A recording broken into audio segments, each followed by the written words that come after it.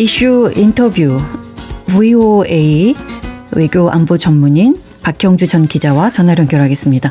안녕하십니까? 네, 안녕하세요. 박형주입니다. 저희 시사톡 라이브에서는 처음 인사를 드리는 거여서 본인 네. 소개를 부탁드려도 될까요? 네, 먼저 이렇게 초대해 주셔서 감사드리고요. 저는 한국과 미국에서 약 20년 동안 방송 저널리스트로 활동을 했습니다. 예. 특히 2016년부터 2023년까지, 그러니까 오바마 행정부 말기부터 바이든 행정부 말기까지 미국 워싱턴에 있는 미국 국제 방송인데요. VOA, 보이스 오브 아메리카에서 백악관 출입 기자 등으로 활동을 했습니다. 그 예. 경험을 바탕으로 최근에는 트럼프 청구서라는 책을 출간을 해서 지금 여러 매체를 통해서 미국이 어떻게 돌아가고 있고 그런 변화들이 우리 한국과 미국의 관계에는 어떤 영향을 주는지 그런 생각들을 지금 공유를 하고 있습니다. 예. 트럼프가 전 세계에 지금 청구서를 내밀고 있어서 책 제목하고 너무나도 잘 어울리는. 네. 16년부터 23년까지면 꽤 오랫동안 7년 정도를 백악관을 출입을 하셨기 때문에 그때가 또 트럼프 1기 정부 때이기도 합니다. 맞습니다. 네, 직접 취재하고 경험하셨을 텐데 어떤 내용들이 그때 있었습니까? 사실 그런 질문들을 많이 받습니다. 그러니까 1기하고 네. 그러니까 4년 만에 트럼프가 다시 돌아왔잖아요. 예. 그래서 2기하고 뭐가 그렇게 다르냐 이런 점들을 많이 얘기를 하는데요. 사실 2016년 11월 그때 이제 제가 미국에 갔을 때 처음 취재했던 정치 큰 빅 이벤트가 도널드 트럼프 공화당 후보 당시 그리고 힐러리 클린턴 민주당 후보와의 대선이었습니다. 네. 그때 많이 기억하시겠지만 당연히 힐러리가 되겠지라고 생각을 했습니다만 정말 의외 캠프에서 트럼프 캠프에서 환호성이 나왔잖아요. 예. 그래서 사실 그때만 하더라도 워싱턴에서는 트럼프를 다 같이 워싱턴의 이단하다라고 그렇게 불렀거든요. 그리고 트럼프조차도 내가 정말 과연 대통령이 될 수 있을까라는 그런 확신을 안 가진 상황에서 대통령이 됐다라는 얘기도 나왔거든요. 네. 그렇기 때문에 많이 기억하시겠지만 1기 초반에는 굉장히 혼란스러웠습니다. 사실 한 나라를 운영하는 데는 많은 인재들과 사람이 필요하잖아요. 예. 그런데 트럼프 주변에 트럼프와 생각이 같은 그런 사람들이 많이 없었다 보니까 당시에는 같은 당인 공화당의 정통 엘리트들을 많이 기용을 했거든요. 예. 국내 우리 청취자분들도 많이 기억하시겠지만 존 볼튼 국가안보보좌관이라든가 렉스 틸러슨 국무장관. 사실 트럼프와 친하지 않고 트럼프의 생각을 100% 동의하지 않지만 같은 당인, 여당인 인사들을 기용을 한 거거든요. 예. 그래서 굉장히 좌충우돌이 많았습니다. 중간에 이런 인사들이 대부분 해고됐고요. 그래서 1기 백악관은 굉장히 혼란스러웠다면 지금 2기 백악관은 4년 동안에 트럼프가 굉장히 열심히 절치부심해서 준비를 했거든요.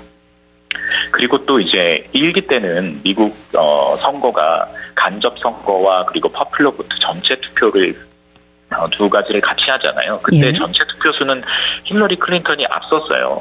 그런데 이제 간접 선거에서 트럼프가 이겼기 때문에 당선이 됐는데 2기 때는 이번 대선 때는 그 두 가지 모두 다 트럼프가 앞섰습니다. 그 말은 무슨 말이냐면 4년 동안 트럼프가 그렇게 주장하는 미국 우선주의, 미국을 다시 하게 만들겠다 이런 어젠다에 동의하는 사람들이 굉장히 늘어났다라는 거죠. 예.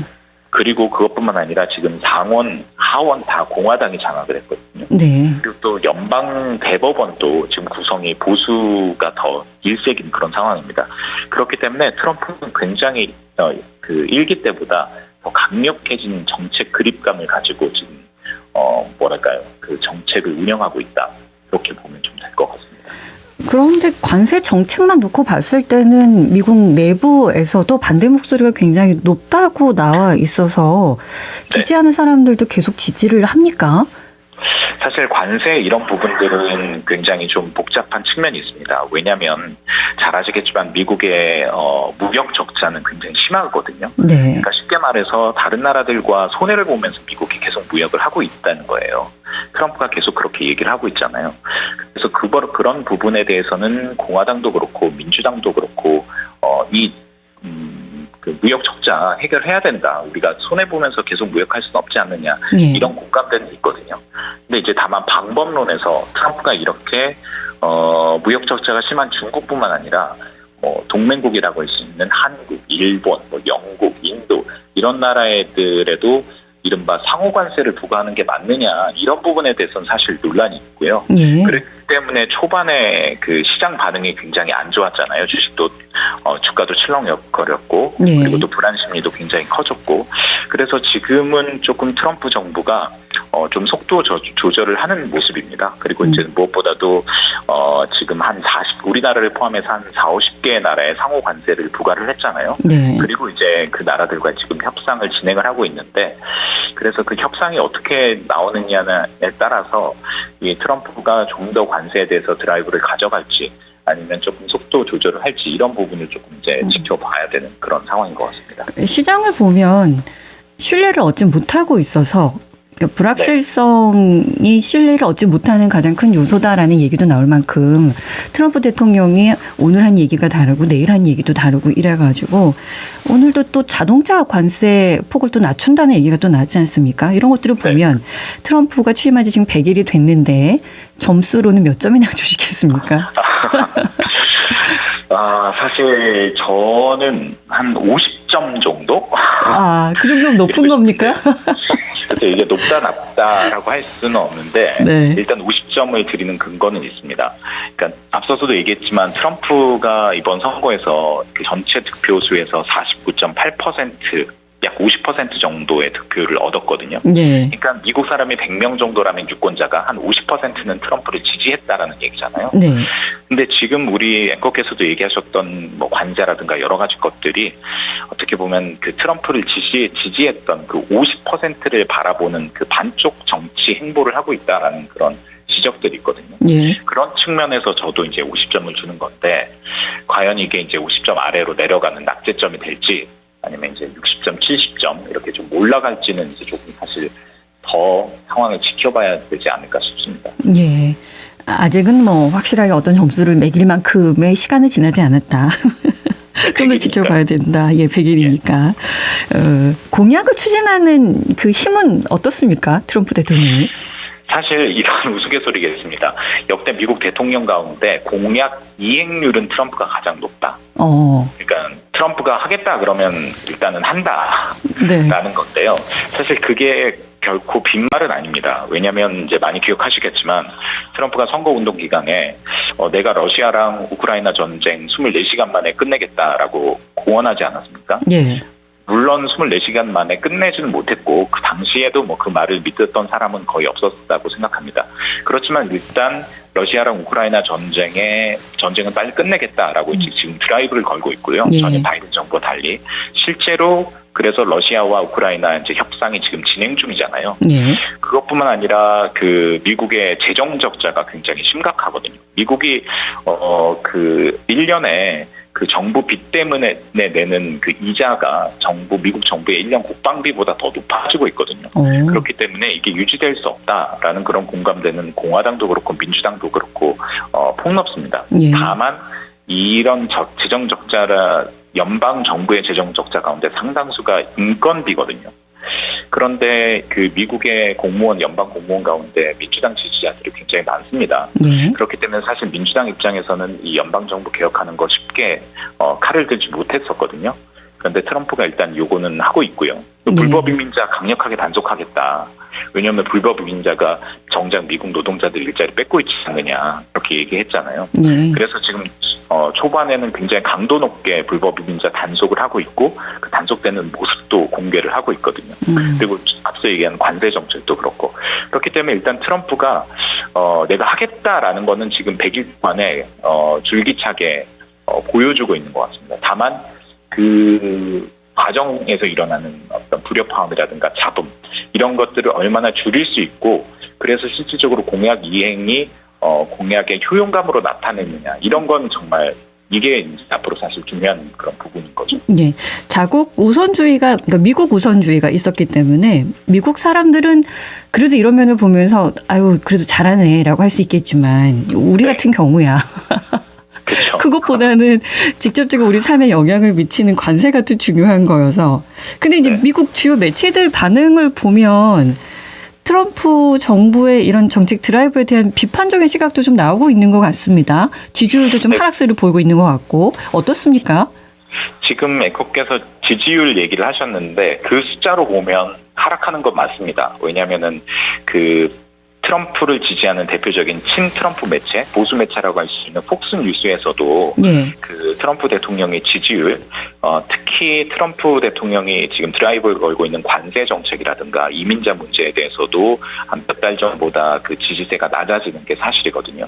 그런 부분만 놓고 봤을 때 트럼프 정부가 사실 빨간불까지는 아니라 하더라도 노란불 정도는 지금 직면했다라고 이제 생각할 수 있고요. 예. 그리고 이제 굉장히 흥미로운 기사가 이제 며칠 전에 나왔는데 미국의 정치 전문 매체죠. 더 힐에서 트럼프 대통령 100일을 평가하는 기사를 내면서 트럼프가 이건 정말 그 비판받을 만하다라고 5가지를 꼽았습니다. 뭐예요? 첫 번째가 지금 얘기하신 그 관세. 네. 이 관세 때문에 미국 금융시장이 너무 출렁였고, 그리고 상대국들이 또 보복 관세를 계획을 발표하면서 오히려 미국이 공지에 몰리지 않느냐 이런 비판들이 있고요. 예. 그리고 두 번째, 사실 국내에서도 굉장히 관심 많이 갖는 인물이죠. 테슬라의 CEO 일론 머스크를 그 머스크에게 정치적인 권력을 부여한 것. 예. 노지 시장으로서 정부 개혁에 열쇠를 쥐게 했잖아요. 이런 부분에 있어서 사실 이런 갈등들이 트럼프 정부에 실질적인 도움을 주지 못했다. 이런 비판이 있고요. 예. 또 역시 불법 이민자, 이것도 너무 어느 정도 불법 이민자를 단속할 필요가 있지만은 너무 과도하게 밀어붙여서 사회 전반에 우려를 낳았다. 이런 우려가 있고요. 또 이제 지금 미국 사회에서 굉장히 좀 시끄러운 게 트럼프와 이른바 미국의 명문대학 하버드라든가 콜럼비아 이런 대학과 이런 문화전쟁을 벌이고 있거든요. 그러니까 이런 부분들도 트럼프가 잘못했다. 이렇게 이제 5가지를 꼽았습니다. 문화전쟁은 뭘 의미하는 겁니까? 그러니까 문화전쟁은요. 이건 사실 그 한국에서는 조금 이해하기가 좀 어려울 수도 있습니다. 과연 대통령하고 그 명문대학하고 싸울 일이 뭐가 있나라고 이제 생각을 하는데 조금 자세히 들여다보면요. 그 사실 미국에서 그 대학 진학률은 우리나라는 지금 4년제 대학 진학률이 80~90%에 달한다고 하지만은 미국은 대학 진학률이 전 국민의 40% 정도밖에 되지 않거든요. 4년제 대학에. 예. 특히 이제 그 명문대학에는 많은 그 지원금이 그러니까 연방 정부의 세금과 보조금이 들어갑니다. 그런데 그 트럼프 대통령과 트럼프를 지지하는 사람들의 생각은 뭐냐면 이 명문대학이 좌파 엘리트 기득권층을 키우는 잘못된 교육이 되고 있다. 그러니까 우리가 생각하는 트럼프가 지지하는 미국과 다른 모습의 어떤 미국을 가르치고 있다라고 이제 비판을 하고 있는 겁니다. 네. 예를 들어서 그 다양성이라는 측면 아래서 트럼프가 그 첫날 취임식 할 때 이런 얘기했거든요. 미국에는 성별이 두 가지밖에 없다. 남성과 여성. 미국의 기독교 트럼프를 지지하는 사람들이 이런 것을 굳건하게 믿고 있는데 이런 것이 미국의 오바마 정부 때부터 민주당 정부에서는 좀 더 자유롭게 됐고 의식들이 많이 바뀌었잖아요. 사실 이런 것들을 대학들이 양산하고 있고 그거는 미국적이지 않다라면서 일종의 사실 트럼프 지지자들과 트럼프를 지지하지 않는 그 반대 세력 간의 어떤 문화의 전쟁으로까지 지금 번지고 있고요. 그걸 지금 상당 부분 트럼프 정부가 행정력을 동원해가지고 대학에 통제하는 그런 모습을 보이고 있습니다. 그래서 지금 미국 사회에서는요, 이게 굉장히 좀 시끄러운 사회 문제로 지금 부각이 되고 있습니다. 우리나라에도 이런 이야기가 지금 들어왔는데 네. 정확한 내용을 모르는 분들은 뭐 찬성하고 반대하고 이런 것들이 있어서 한 번쯤은 저희도 짚어봐야 될 문제가 아닌가 싶습니다. 언젠가 그럴 시간이 있겠죠.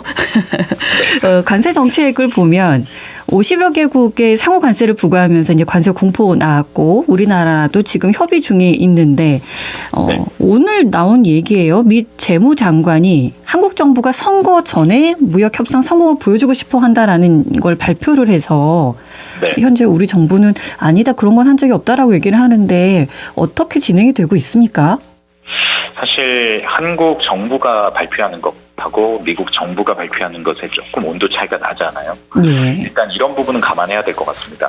지금 두 정부가 뭐 동맹이긴 하지만 서로의 이익을 위해서 줄다리 듣기를 하고 있는 상황이기 때문에 한국 정부도 그렇고 미국 정부도 그렇고 서로에게 유리한 그런 여론전을 하고 있는 것만 분명해 보입니다.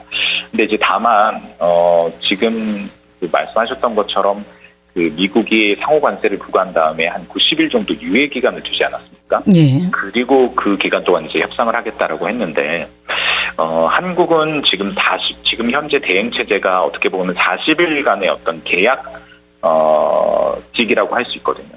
근데 40일 이후에 얼마나 그 40일 이전에 대행 체제에서 이루어졌던 합의들이 그 새로운 정부가 출범한다고 가정을 했을 때 잘 이행이 될 것이냐, 이런 부분에 대해서는 사실 그 트럼프 정부도 너무나 잘 알고 있습니다. 정부가 만약에 바뀐다면 기조들이 달라질 것이라는 것을.